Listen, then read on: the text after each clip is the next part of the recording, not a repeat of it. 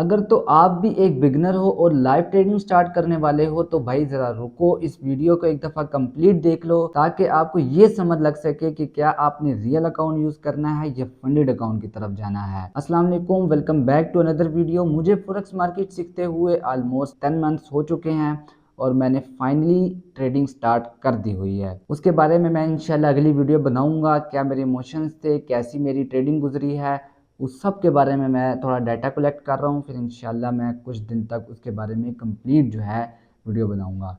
आज हम सबसे पहले ये बात कर लेते हैं कि बेसिकली प्रो फर्म या फंडेड अकाउंट होता क्या है। फंडेड अकाउंट जो है बेसिकली एक कंपनी होती है जो आपको एक बारो करके मनी देती है। आपको कहती है कि आप ये स्पेसिफिक चैलेंज है इसको कंप्लीट करोगे, आप हमें चेक करके बताओगे कि यार आप प्रॉफिट कर सकते हो, आप सीखे हुए हो, आप गेमिंग नहीं करने आए हो मार्केट में बल्कि आप सीख के आए हो। आप जब वो चैलेंज पास कर लेते हो देन जो है वो कंपनी आपको अकाउंट दे देती है।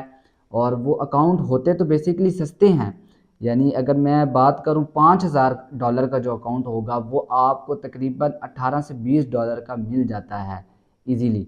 और आप 18 से $20 यूज़ करके $5000 का जो है उसको ट्रेडिंग में यूज़ कर सकते हो। उसके भी कुछ रूल्स होते हैं, ऐसा नहीं होता कि 5000 का $5000 ही आपके पास होता है। प्रो फर्म के बारे में भी आज हम बात करेंगे, लाइव ट्रेडिंग करनी चाहिए या नहीं करनी चाहिए उसके बारे में भी हम बात करेंगे। ये तो बात आपको समझ लगी कि प्रो फर्म बेसिकली होता क्या है। जब मैंने फॉरेक्स मार्केट सीखना शुरू की तो मैंने ये सोचा था कि मैं इकट्ठे करूंगा पैसे, तकरीबन $500 इकट्ठे करके लाइव ट्रेडिंग में आऊँगा।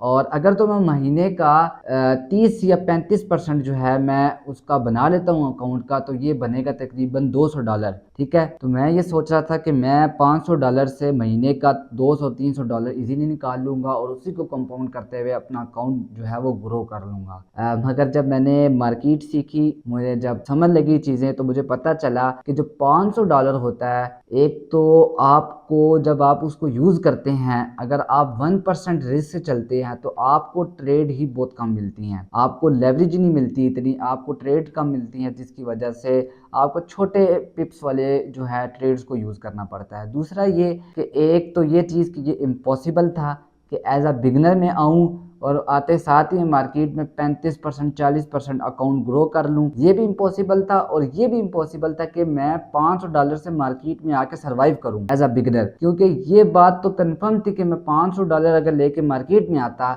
और एज अ बिगनर में आता तो मेरे इमोशंस ट्रिगर होते, और इमोशन ट्रिगर होने के साथ ही मैं विद इन 2 या 3 वीक्स में अपना अकाउंट वॉश कर देता। या तो अगर मेरी एक दफ़ा भी लूजिंग स्ट्रीक चल जाती तो मेरा अकाउंट कंप्लीटली वॉश हो जाता। तो होता क्या है बेसिकली, मैं अब आपको साइड बाय साइड बताता हूँ। एक बंदे के पास $500 है, ठीक है, और वो बिगनर है, उसके इमोशंस भी अभी इस तरह ट्रिगर नहीं हुए हुए, उसको एक्सपीरियंस भी नहीं है कि किस तरह इमोशंस उसके ट्रिगर होंगे।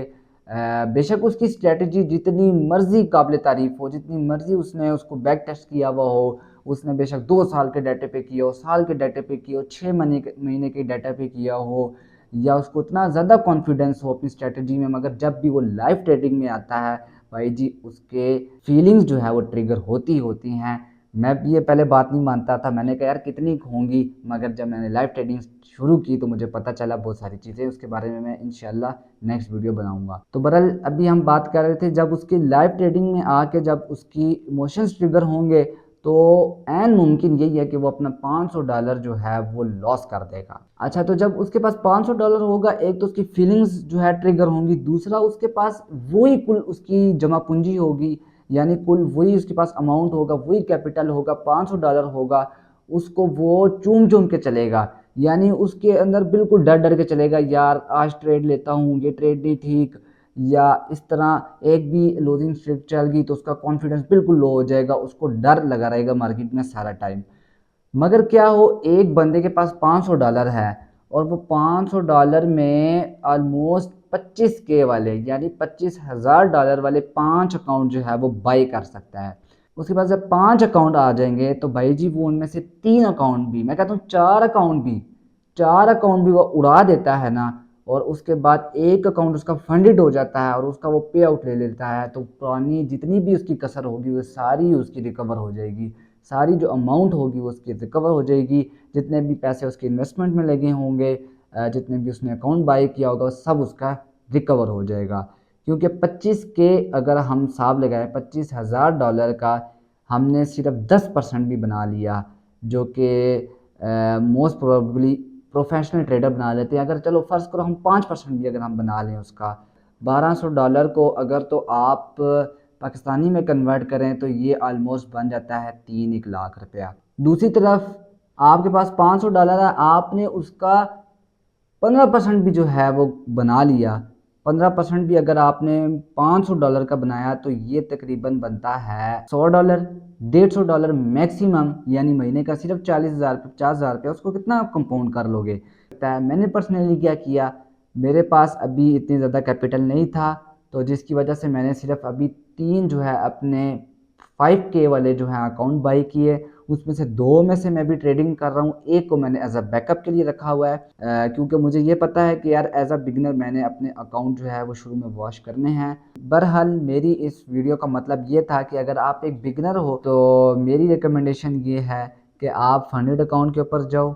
जितना मर्जी आपका कैपिटल है, आपका अगर आपका कैपिटल $1,000 का है तो तब भी मैं आपको ये रिकमेंड करूँगा कि आप जो है एज अ बिगिनर होने के बावजूद आप उसमें फंडेड अकाउंट की तरफ जाओ, क्योंकि शुरू में आपको ज़्यादा ज़्यादा लेवरेज मिल जाती है, ज़्यादा जो है आपको चांसेस मिल जाते हैं। अगर आपका एक अकाउंट, दूसरा अकाउंट, तीसरा अकाउंट डीच हो जाए तब भी आपके पास 5वां अकाउंट होता है बैकअप में।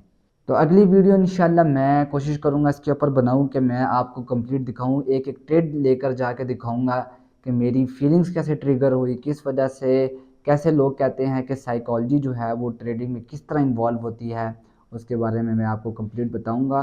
तो मिलते हैं अगली वीडियो में, तब तक के लिए अल्लाह हाफ़िज़।